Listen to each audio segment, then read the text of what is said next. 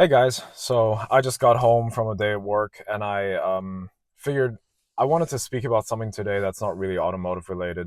Um, it's just been popping up a lot on my YouTube, and I actually have a lot to say about this because I can really sympathize and empathize with a lot of the topics that are spoken on regarding this. And it's sort of the financial security and education and how those two things sort of play together, whole topic that's sort of been going around YouTube for a while. And so to start off, I'll just speak to my personal situation. So I'm a blue collar worker. I'm a journeyman automotive technician here in Germany. I don't have a university degree. I don't have a college degree. I did visit university. I spent 3 years at the University of Bonn. Did not graduate because I decided at some point that that really wasn't the life that I wanted for myself, and I wanted to go do something else. And so I went and did something else. Namely, I did an apprenticeship. I learned to trade, and I currently work in that profession. So for me, all is good. So that's my personal background to the whole thing. Just trying to adjust the camera and my phone mount here. Um, and so to tie that into the whole financial security topic, I often have the impression, especially when I'm talking to people at like house parties or family gatherings or gatherings with friends, whatever, that people think being blue collar means that you don't have a lot of money. Now, let me define that for a second. What does not having a lot of money mean? I guess if you were to pin it on the kind of car that you drive, sure, I drive a 2013 Toyota Yaris that I'm sitting in right now, which has 163,757 kilometers on the odometer. When I purchased it, it wasn't new. I bought this thing used for 10,000 euros, or rather, I financed it back then, which we'll get into in just a bit here, the whole financing, leasing, and financial security aspect of that whole world. Um, but when I bought it, it had like just under 100,000 kilometers on the odometer, and it cost me, like I said, well, it cost me a monthly payment, but it would have been 10,000 euros. So it wasn't an expensive car either. It's not fancy. It's not whatever, but it gets me reliably from A to B. And all this thing has ever needed were oil changes and recently tie rods. But I guess, it happens. And I'm a mechanic, so I can do it myself, right? Um, but so I guess if you think of it from that perspective, yeah, you're right. I'm not particularly rich. But here's what I do have.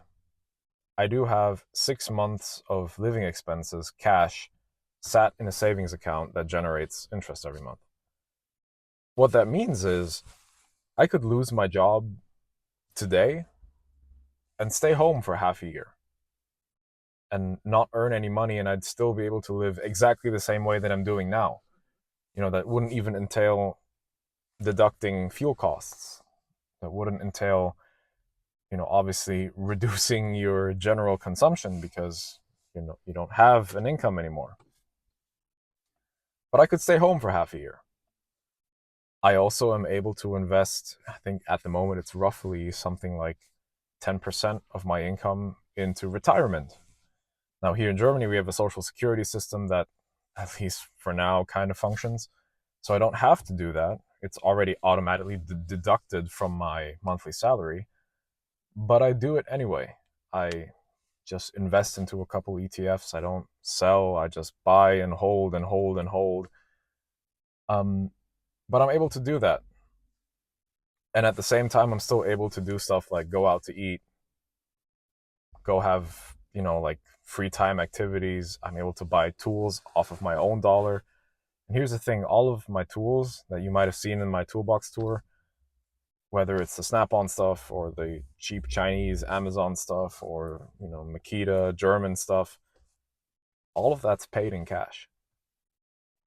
So for the most part, I'm just your average Joe.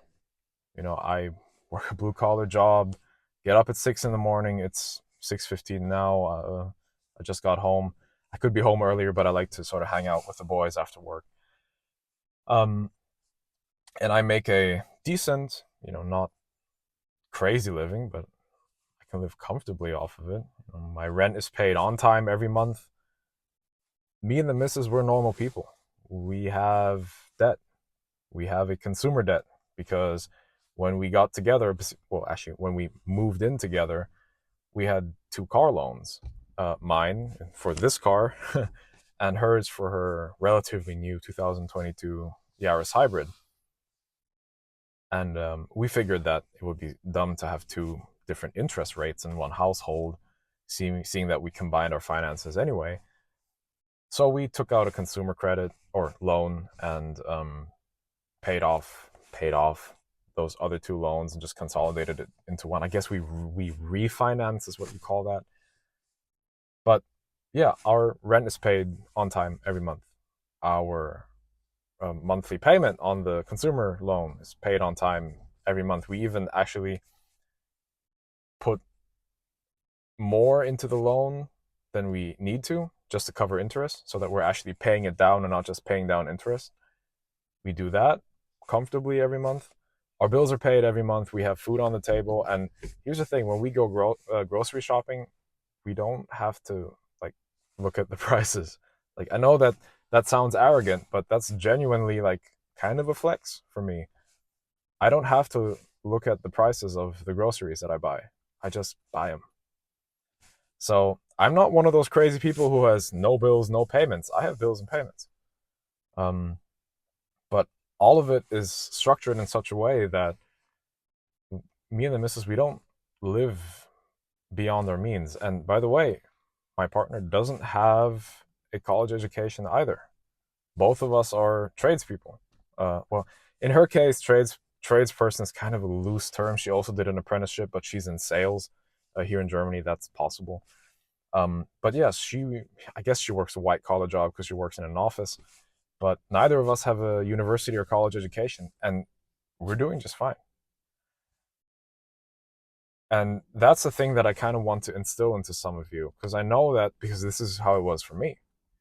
My family put a lot of pressure onto me that I needed to go to university and get a college education or get a degree to have the life that I have now.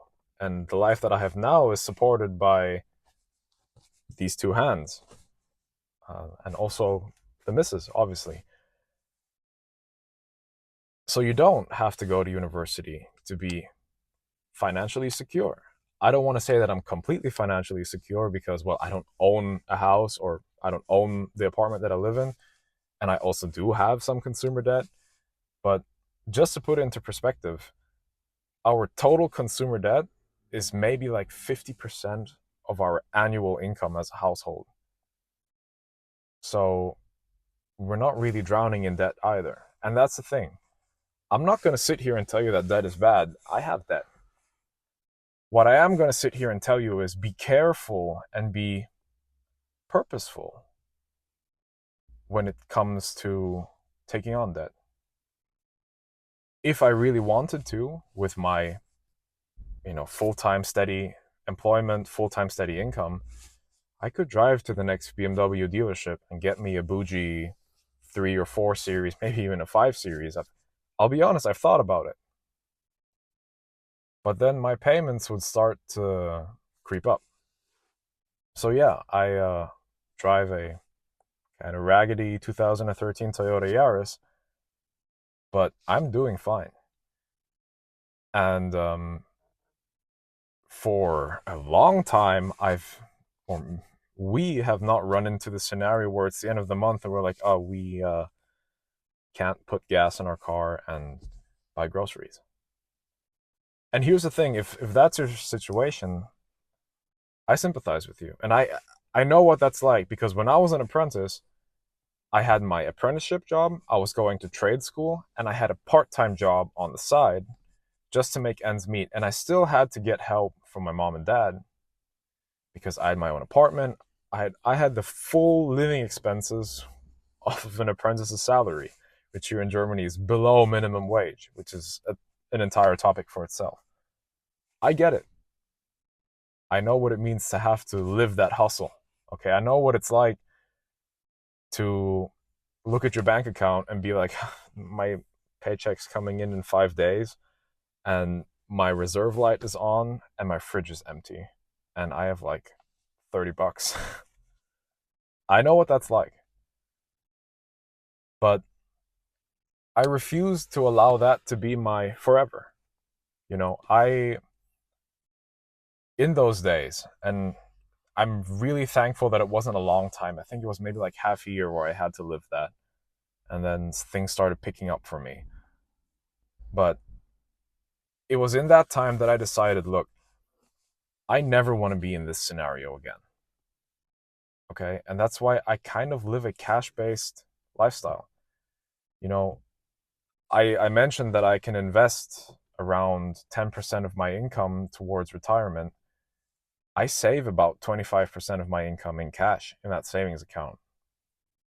And I know all of you financial gurus are going to be like, that's dumb. You should do it the other way around. You should invest 25% of your income and just save 10%. But here's the thing for me, as dumb as this sounds, but cash is king. When you have the money sitting in the bank, 6 months of expenses, and then plus some, nothing really phases you. Obviously, yes, if something big happens, like your roof has a leak or whatever, then those are bigger problems that need bigger cash amounts. But if I were to blow out a tire tomorrow, let's take the fact that I'm a mechanic out of that equation. I wouldn't have a problem going to the tire store down the road, buying a new tire and having them fit it. That's not that's not even remotely a financial emergency for me. And that's what I'm trying to get at. It's okay to be normal. It's okay to have consumer debt. It's okay to have this, that, or another. I know that some of you like Dave Ramsey followers. By the way, I actually like his content. I actually like some of the stuff that he has to say. But I know that some of you are going to be like, that's not okay, blah, blah, blah. I get it. But let's be real. Most of us are just normal people. We have debt. We have stuff that life happens, right? And that's okay. Just be smart about how you go about doing this stuff. Again, I'm a blue collar guy. I don't have a college or university education. I work a trade, and I live comfortably. I have this car. I have awesome tools at work. I have a beautiful toolbox at home. I have a beautiful partner. I have a motorcycle on the side that I can ride. I have a sim racing sim rig sat in my apartment, and all of that is paid for in cash, and all of that is here. These two hands did it, so I know some of you are out there and you're thinking, I'd like to maybe try this whole tradesperson or blue collar thing, but I don't want to be broke the rest of my life. Broke is a choice. I, I know guys who did it differently from me. They are still driving around in cars that cost them 2,000 euros cash. They bought it. They've just been keeping that thing alive for years and years and years. They have a whole lot of cash just sitting in the bank. And Germans are, for the most part, skeptical when it comes to investing. Most Germans are very cash based.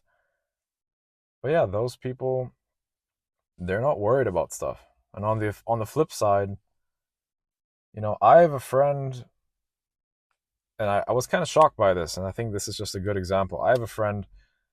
We recently went out to go look at a car for him. He wanted me to tag along, so I did. Car was sold when we rocked up to the used car dealership, and I mean, it's kind of he was willing to spend a lot of cash on that car, but it wasn't cash that he had. It was a loan, which is fine. I have it as well. But then I told him like, hey man, so just so that the day hasn't gone to waste, I don't know, because he was kind of pissed off. Let's head to the local Mickey D's and let's just grab something to eat. And then he looks at me and he tells me like, dude, I can't pay for that. I was kind of like, dude, you were about to spend like 25 grand on a car, and you're telling me that you can't spend $6.90 on a McSmart menu. There's a disconnect there. So that's what I'm trying to get at. Broke is a choice, you know. And obviously, you know, let me preface that. Actually, I want to kind of take that back. Broke is a choice sometimes. Sometimes I lived it myself. Sometimes you're just in a bad situation and shit is just bad. Okay, I get it. But also there, you can take steps to get out of that. And so I really want to end this video, I suppose, by giving you guys out there the real world example of someone who can make it. I guess some of you might say, like, make it, dude, it's nothing. But hey, man, I feel pretty good about myself.